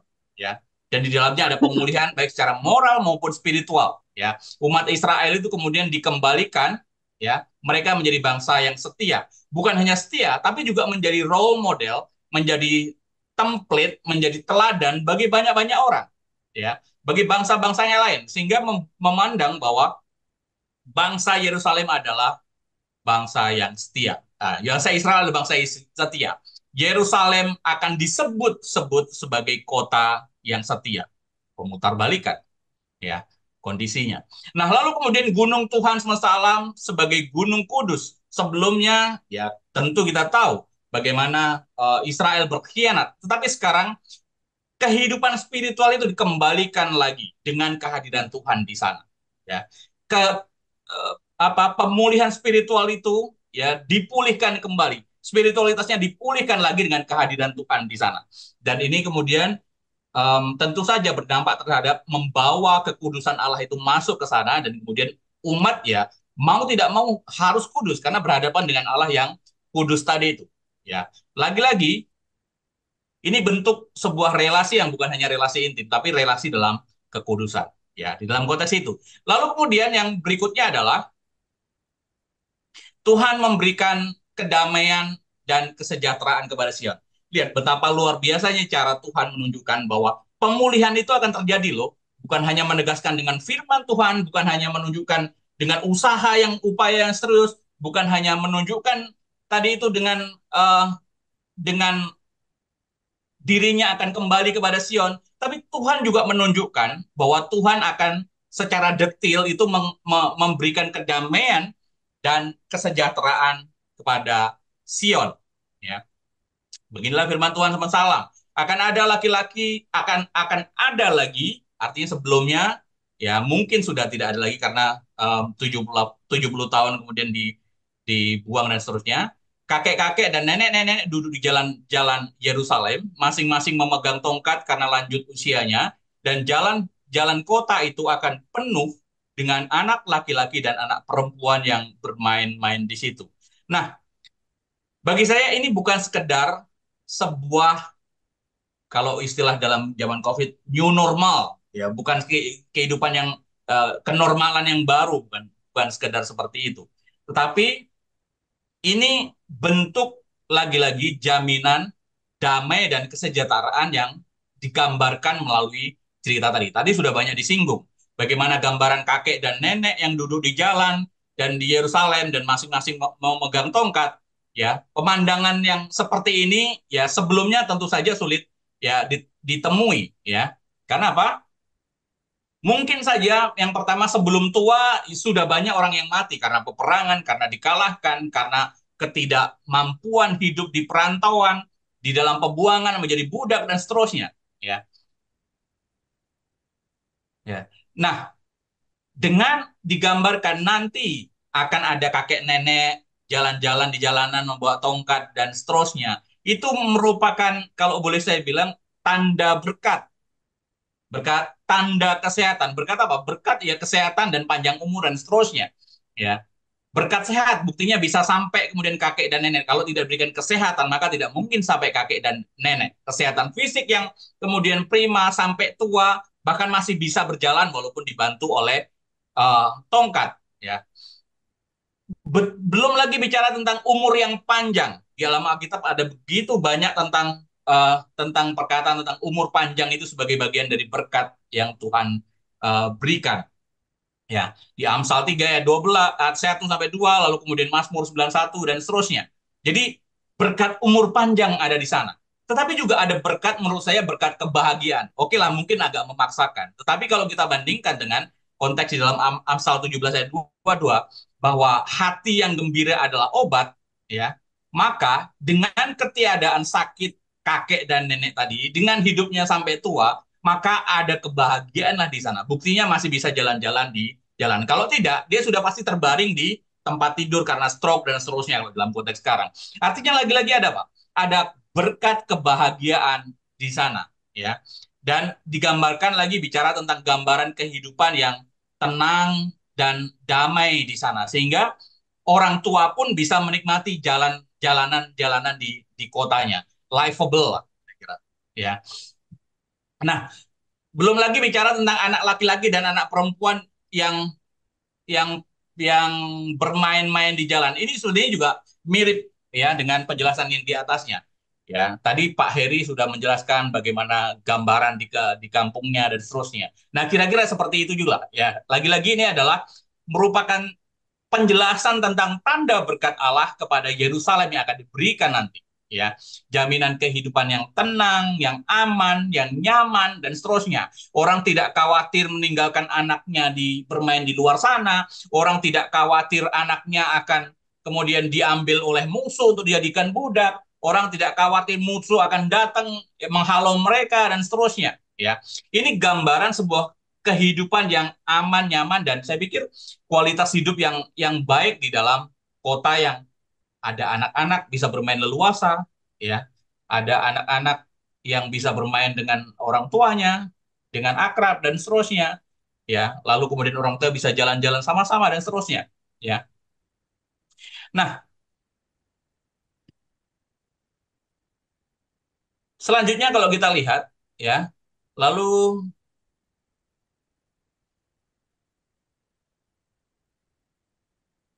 bukan itu saja, tetapi juga Tuhan menunjukkan tentang jangkauan luasnya penyelamatan, ya. Betapa hal ini menegaskan bahwa pemulihannya itu akan betul-betul dilaksanakan. Dengan cara apa? Menunjukkan tentang jangkauan ya luasnya penyelamatan, ya. Yang diselamatkan itu bukan hanya ya sisa-sisa Israel yang di Yerusalem, tapi juga Tuhan itu akan membawa kembali, mengumpulkan kembali ya Israel-Israel yang selama ini tersebar di seluruh penjuru, dari penjuru barat ya, dari penjuru timur, dari terbitnya matahari sampai kemudian penjuru barat di terbenamnya matahari. Nah, ini menegaskan sekali lagi tentang jaminan tadi itu. Ya, Tuhan akan membawa pulang mereka. Supaya apa? Supaya mereka itu berdiam di tengah-tengah mereka. Ya, lagi-lagi ini bicara tentang pemulihan hubungan antara Tuhan dan manusia, antara Tuhan dan umat pilihannya. Ya, supaya apa? Mereka itu berdiam di tengah-tengah Yerusalem, bukan di negeri orang. Supaya mereka diam di Yerusalem, bukan kemudian hidup masih dalam tekanan di negeri orang.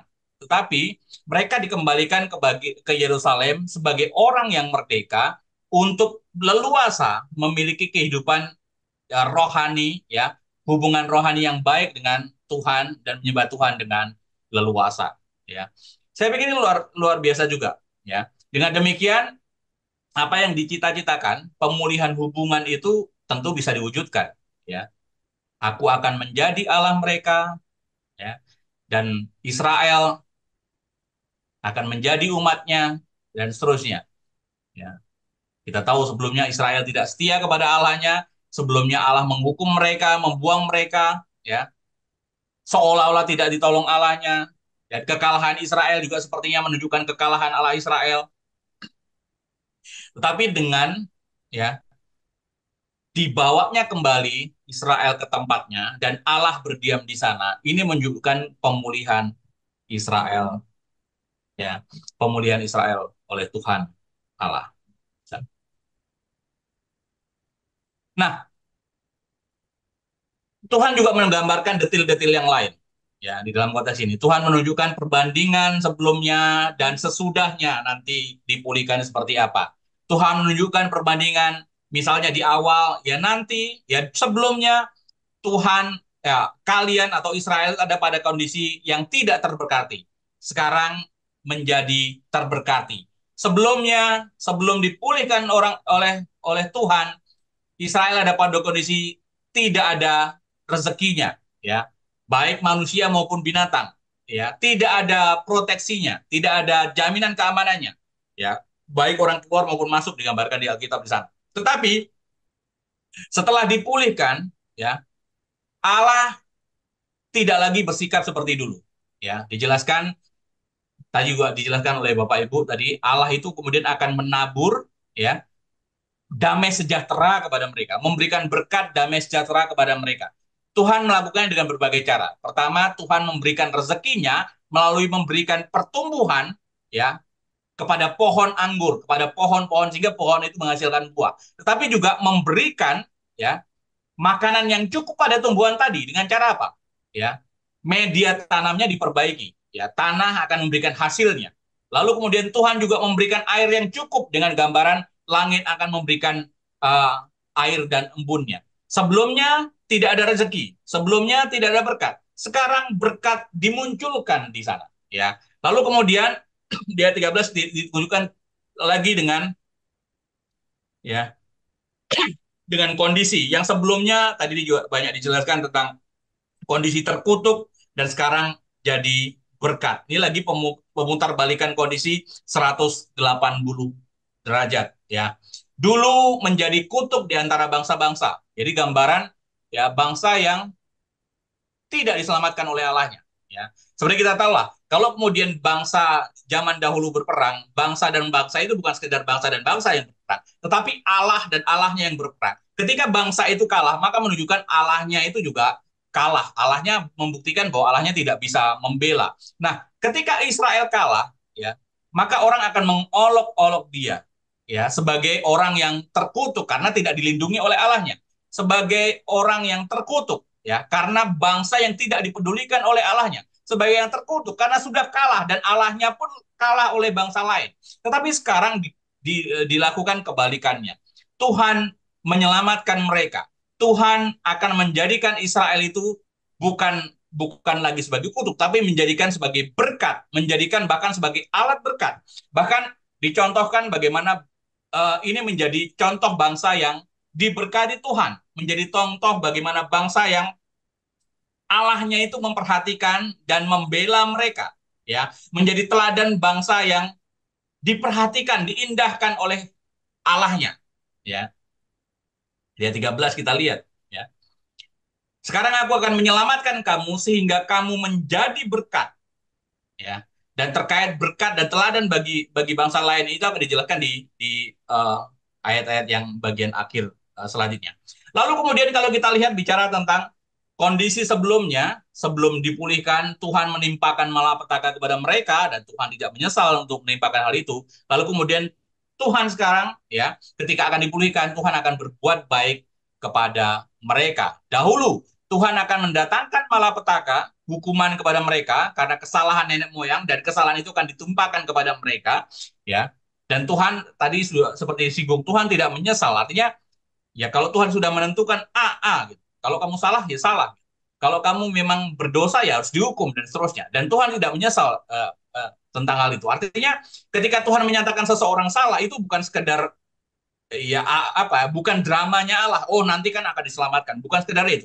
Kalau dihukum, ya dihukum, ya. Dan faktanya, ketika orang dihukum, banyak kemudian beberapa generasi itu ada orang-orang Israel juga mati di pembuangan itu, ya. Dan Tuhan tidak menyesal tentang hal itu. Tetapi, ya, Tuhan tidak ingin menimpakan kesalahan nenek moyang itu kepada keturunan selanjutnya. Itu yang kemudian diupayakan oleh Tuhan, ya. Sekarang Tuhan ingin berbuat baik kepada mereka. Kepada siapa? Kepada Yerusalem. Kepada siapa? Kepada kaum Yehuda. Tuhan tidak lagi menimpakan hukuman itu kepada generasi berikutnya, ya. Sebaliknya, Tuhan ingin memberkati mereka, ya. Nah, lalu kemudian bicara juga tentang kondisi kebalikan antara mengubah air mata dan menjadi bahagia. Tadi banyak singgung tentang puasa. Saya tidak masuk praktek puasanya, tetapi seperti juga dijelaskan Bu Mongga tadi, puasa itu untuk memperingati, ya, mereka sedang berduka, ya, memperingati peristiwa-peristiwa tragis yang dialami oleh Israel di bulan ke-5, bulan ke-4, bulan ke-7 dan 10. Saya tidak masuk ke sana, tetapi secara garis besar melakukan itu. Artinya di dalam puasa itu ada duka di sana digambarkan, ada perasaan nuansa warnanya itu, ada nuansa kesedihan di sana, ada kedukaan di sana, ya, ada memori tentang yang kesedihan di sana. Tetapi suasana duka dan berkabung tadi itu akan segera diubahkan menjadi bahagia. Air mata yang berjatuhan di sana akan diubah menjadi tawa oleh Tuhan, menjadi bahagia oleh Tuhan. Digambarkan di Alkitab akan menjadi kegirangan dan sukacita, dan menjadi waktu-waktu perayaan yang menggembirakan bagi Yehuda. Saya pikir ini luar biasa digambarkan oleh Alkitab. Ya, Tuhan menunjukkan keseriusannya untuk memulihkan dengan berbagai cara, masuk menggambarkan secara detail seperti apa berkatnya tadi, menggambarkan secara detail komparasinya, perbandingannya, kondisi sebelum dan sesudahnya. Ya, nah, tetapi tidak berhenti sampai di situ saja. Tuhan bahkan mengembalikan kejayaan Israel, kalau boleh dibilang kejayaan Israel, tapi sebenarnya adalah ya kejayaan Allahnya Israel. Ya, bangsa yang sebelumnya dipandang sebagai bangsa pecundang, ya, kini dipandang sebagai bangsa yang pemenang. Bangsa yang sebelumnya dipandang sebagai ya bangsa yang kalahan, kira-kira begitu, ya, kini dipandang sebagai bangsa yang kuat oleh bangsa lain. Kalau sebelumnya bangsa lain bangsa yang kuat kemudian datang untuk menaklukkan Israel, mengalahkan Israel, mempermalukan Israel, memerangi Israel, kini Tuhan ya memutarbalikkan itu semua. Sehingga bangsa lain, bangsa-bangsa yang kuat tadi itu berdatangan dan berdamai ya kepada Israel. Ini ayat 20 sampai dengan 23 ya. Supaya apa?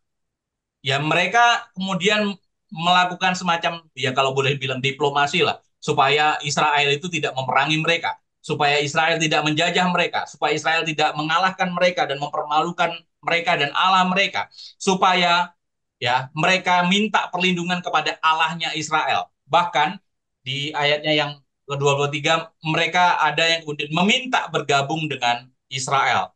Saya tidak tahu apakah gambarannya itu menjadi pengikut Israel dengan memegang puncak jubahnya, puncak jubah orang Yahudi itu. Tetapi kalau saya melihatnya, ya ini sebagai bentuk ketakutan mereka kepada Israel dan Allahnya Israel yang menyertai mereka. Ya, tetapi jangan lupa di balik segala hal yang ditunjukkan akan terjadi tadi itu, ya Tuhan juga memberikan satu tanggung jawab. Ya, tidak mudah, tidak enak saja. Kemudian orang bisa menerima itu semua. Tetapi Tuhan menunjukkan ada tanggung jawab yang perlu dibebankan kepada mereka. Ada tanggung jawab yang diemban kepada mereka. Ya, kalau kemudian dulu betapa terpuruknya Israel dan sekarang ketika Tuhan memulihkan, maka Tuhan memulihkan kehidupan Israel baik moral, spiritual, ya, kehidupan sosial, ya, kehidupan politik dan seterusnya. Ya, tetapi di dalamnya Tuhan menggarisbawahi tentang tanggung jawab yang harus dilakukan. Beberapa bagian kalau kita lihat paralel dengan uh, hukum Taurat. Ya, pertama bicara tentang engkau harus berkata benar seorang kepada yang lain. Ya, berkatalah benar, jangan menfitnah. Ya, laksanakan hukum dengan benar. Ya, yang mendatangkan damai di pintu-pintu gerbangmu. Dikatakan seperti itu. Jangan merancangkan kejahatan dalam hatimu. Artinya bukan hanya aspek tindakan yang sudah dilakukan, tetapi jangan kemudian merancangkan aspek perencanaan di sana. Ya, di dalam hati tentang merencanakan kejahatan terhadap yang lain. Ya, jangan kemudian mencintai sumpah palsu dan seterusnya. Dan ya tentu saja kalau bicara tentang korelasi bisa dikorelasikan dengan Keluaran 20 ayat 16 ya tentang jangan mengucapkan saksi dusta tentang sesamamu. Nah, Bapak Ibu, dari sini kita lihat ya, tadi juga sebenarnya sudah disinggung oleh Pak Hendy tentang melihat sisi lain tentang Allah di dalam PL ini. Seringkali Allah dalam PL ini terkenal dengan Allah yang tegas, disiplin, saklek, ya. Allah yang kalau kita berbuat dosa langsung menghukum dan seterusnya.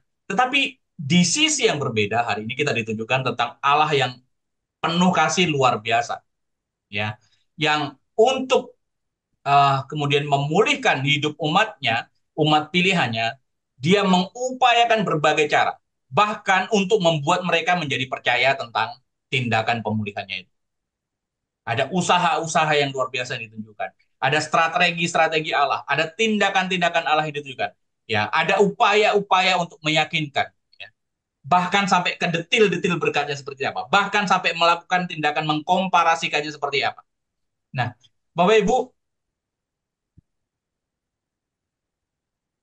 Allah kita betapa Allah yang sangat luar biasa. Tadi juga sebenarnya sudah saya singgung, Pak. Ya. Dan di bagian Tuhan memberi tanggung jawab, saya pikir ini juga bisa menjadi aplikasi untuk kita. Kalau Tuhan sudah mengupayakan begitu besar untuk kita, maka bagaimana respon kita? Ya, di bagian Tuhan memberikan tanggung jawab ini menjadi respon yang harus kita lakukan, bukan hanya kepada Israel, ya, bukan hanya Israel kepada Tuhan, tapi juga kita kepada Tuhan. Kalau Tuhan sudah memberikan sekian banyak kepada kita, mengupayakan sekian banyak kepada kita, menolong kita untuk terus ada di dalam track-nya, menolong kita untuk terus berada di dalam jalur kebenaran Tuhan, maka respon kita pun ya seperti dijelaskan di bagian ini. Saya pikir tindakan yang sangat praktis. Ya, berkatalah benar, ya, laksanakan hukum dengan benar, jangan merancang kejahatan, ya, jangan mencintai sebuah palsu dan seterusnya. Artinya bertindak benar, ya, berlaku benar, hati dan pikiran yang benar, ya, motivasi yang benar, ya, semua didasarkan di sana. Ya, Pak Endi, mungkin ini saja yang bisa saya sampaikan. Terima kasih sebelumnya. Baik, Pak. Selamat. Terima kasih sekali. Sangat komprehensif sekali dan melengkapi dari apa yang kita bahas tadi dengan teman-teman.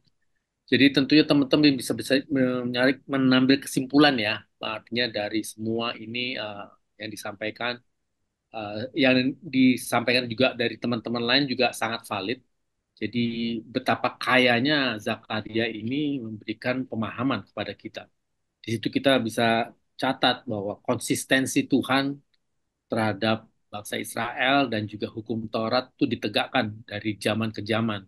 Jadi saya melihat apa yang disampaikan oleh Pak Pendeta Slamet tadi juga kita banyak belajar bahwa ada stempel-stempel yang ditanyakan, dikatakan bahwa beginilah firman Allah semesta alam itu menjadi sesuatu statement yang sangat mendasar dan harus diperhatikan. Dan saya juga mencatat dari apa yang tadi Pak Slamet sampaikan bahwa jaminan Tuhan itu mengembalikan kehidupan Israel seperti semula, artinya sebelum waktu dalam pembuangan, artinya mereka juga sudah beda. Tadi dikatakan bahwa kakek-kakek dan nenek-nenek bisa hidup damai dengan suasana yang luar biasa, artinya tidak sama seperti kehidupan nenek moyang mereka pada waktu masa pembuangan. Jadi itu merupakan janji. Dan juga akhirnya nih happy ending dikumpulkan kembali supaya semua bangsa Israel dari segala penjuru akan dikumpulkan di Yerusalem. Jadi memang Yerusalem itu jadi sebagai pusat apa ya keagamaan boleh katakan atau kan pusat sebagai tahta Tuhan di mana semua orang-orang Israel itu betul-betul berkumpul di sana menjadi tolok ukur dan juga menjadi role model semua orang bangsa-bangsa akan datang ke sana. Jadi saya rasa melihat dari apa yang disampaikan dari teman-teman semua sangat valid dan juga dari Bulu Mangga dan Bapak-Bapak semua, terima kasih melengkapi dan kekayaan kasanah pembicaraan kita di pasal 8, Zakaria pasal 8 ayat 1 sampai 23. Jadi saya rasa itu saja